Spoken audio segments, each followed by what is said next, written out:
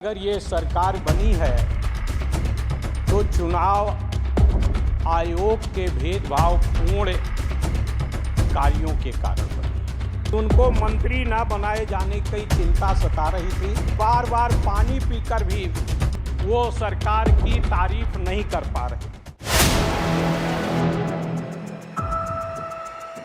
लालजी वर्मा जी। सभापति जी, मैं आपका आभारी हूँ कि आपने मुझे श्री राष्ट्रपति के भाषण की चर्चा में भाग लेने का अवसर दिया। मैं सबसे पहले उत्तर प्रदेश की महान जनता को आभार व्यक्त करना चाहूँगा, जिन्होंने एक अहंकार को तोड़कर एक मजबूर सरकार बनाने का काम किया। साथ ही साथ मैं अयोध्या मंडल की जनता का, महान जनता का आभार व्यक्त करना चाहूँगा, जिस महान जनता ने उस मंडल की पाँच सीटों पर ही भारतीय जनता पार्टी के अहंकार को तोड़ने का काम किया।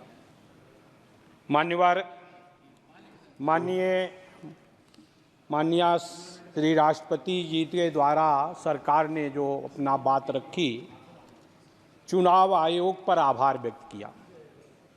निश्चित रूप से सरकार को चुनाव आयोग पर आभार व्यक्त करना चाहिए, इसलिए कि अगर ये सरकार बनी है तो चुनाव आयोग के भेदभावपूर्ण कार्यों के कारण बनी है। मतदाता सूची का लालजी वर्मा जी, आप सीनियर पार्लियामेंटेरियन रहे हैं, आप कह रहे हैं ये सरकार बनी है चुनाव आयोग के भेदभाव। ये कृपया चुनाव आयोग, आप जानते हैं कॉन्स्टिट्यूशनल बॉडी है। अभी आपने स्वयं कहा कि अयोध्या की 5 सीट हम जीत गए, तो आखिर चुनाव आयोग की निष्पक्षता होगी। कृपया किसी का। हाँ, धन्यवाद। माननीय सभापति जी, अगर निष्पक्ष चुनाव हुआ होता, मशीनरी का दुरुपयोग ना होता, जगह जगह खुलेआम धन और दारू का प्रयोग न हुआ होता, तो अकेले उत्तर प्रदेश में 20 सीटें और इंडिया गठबंधन की आती। मान्यवर, आज मतदाताओं पे आप सवाल उठा रहे हैं। माननीय सभापति जी, आज निष्पक्ष नहीं हुआ। मान्यवर, जिस तरह से आज 10 साल से भारतीय जनता पार्टी की सरकार चल रही है, जो वादा किया था 2014 में, उस वादे पर पूरी तरह से ये सरकार फेल हुई है। वादा था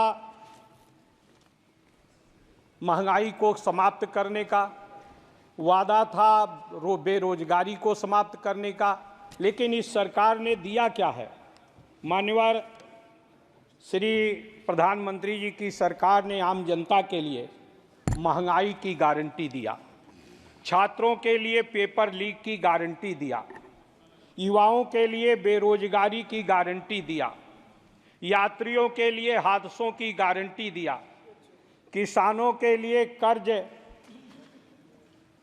बनाने की गारंटी दिया, छोटे उद्योगों के लिए बर्बादी की गारंटी दिया, और साथ ही साथ बाबा साहब भीमराव अंबेडकर के अथक प्रयासों से अनुसूचित जात, अनुसूचित जनजात को आरक्षण मिला। बड़े संघर्षों के बाद मंडल आयोग के माध्यम से पिछड़ी जाति के लोगों को हिस्सेदारी मिली सरकारी नौकरियों में। भारतीय जनता पार्टी की सरकार ने उस आरक्षण पर डाका डालने का काम किया। विभिन्न वर्गों के आरक्षण का लाभ न मिलने पावे, इसलिए निजीकरण करने का काम किया, और जो नौकरियां बची भी हैं, उस आरक्षण पर नॉट फाउंड सुटेबल की गारंटी देने का काम भारतीय जनता पार्टी की सरकार ने किया। किसानों को न्यूनतम समर्थन मूल्य का लीगल गारंटी नहीं दिया। माननीय अनुराग ठाकुर जी द्वारा लगभग 1 घंटे से ज़्यादा का समय लेकर धन्यवाद प्रस्ताव प्रस्तुत किया गया, लेकिन उनकी बात से ये झलक रहा था कि उनको मंत्री ना बनाए जाने की चिंता सता रही थी और इसलिए बार बार पानी पीकर भी वो सरकार की तारीफ नहीं कर पा रहे थे।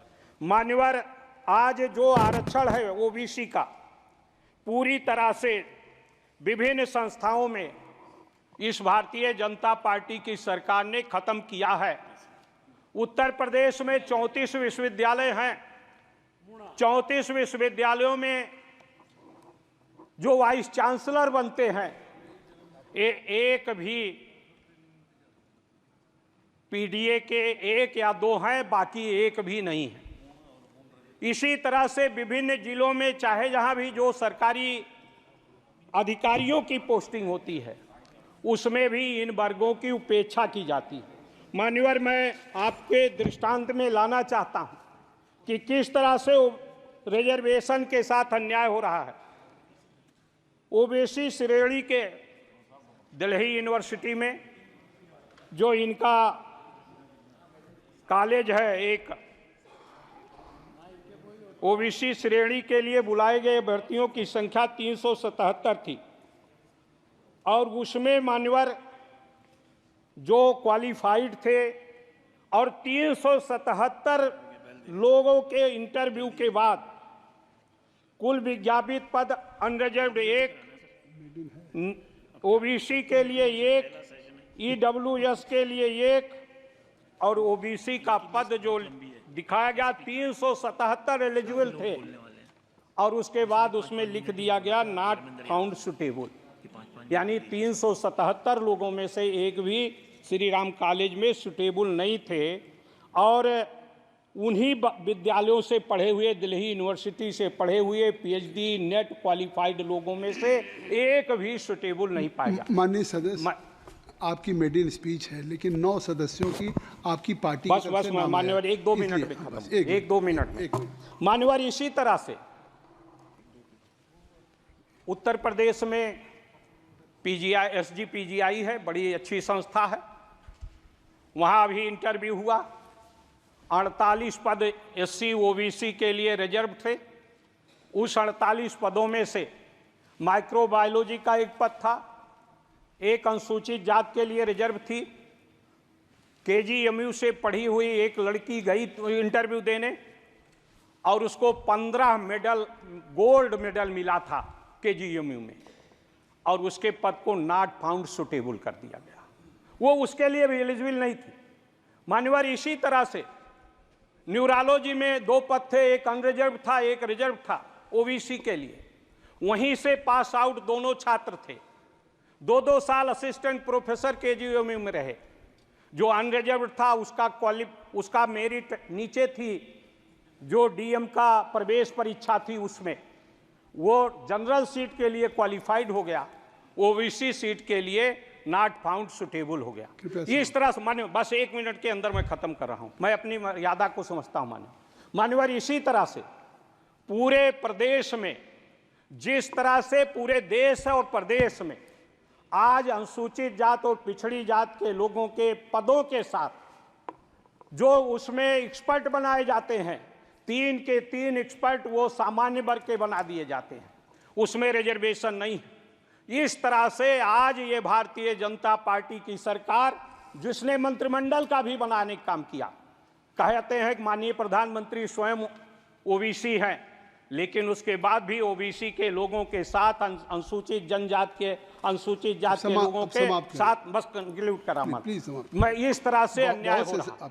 मान्यवर, मैं ध्यान दिलाना चाहता हूं, सरकार ने जो मंत्रिमंडल भी 30 लोगों का कैबिनेट मंत्री बनाया, उनके साथ भी ये हिस्सेदारी हमें देने का काम नहीं कर रहे हैं। अब समाप्त आप इस तरह से पूरे प्रदेश में आज किसानों का जो समर्थन मूल्य है, कहा था किसान की आमदनी 2 गुना होगी, आमदनी तो दूनी नहीं होगी, कास्ट ऑफ प्रोडक्शन 2 गुना हो गया। माननीय वर्मा जी, मैं इन्हीं बातों के साथ मान्यवर, चूंकि आप बार बार टोक रहे हैं मान्यवर, मुझे टोकना नहीं चाहिए, लेकिन इसलिए लेकिन मैं खुद ही दल पहली मेरी स्पीच थी, लेकिन मैं अपने 1 घंटे का समय सीमा में रहते हुए 10 सदस्य आपके नाम ठीक है मान्यवर। मैं आपका बहुत बहुत आभारी हूं कि आपने मुझे बोलने का अवसर दिया। आज इस तरह का अन्याय हो रहा है, चाहे वो बुनकर हो, किसान हो, धन्यवाद, छात्र हो। धन्यवाद। मैं इसके लिए श्री पीपी चौधरी जी, धन्यवाद।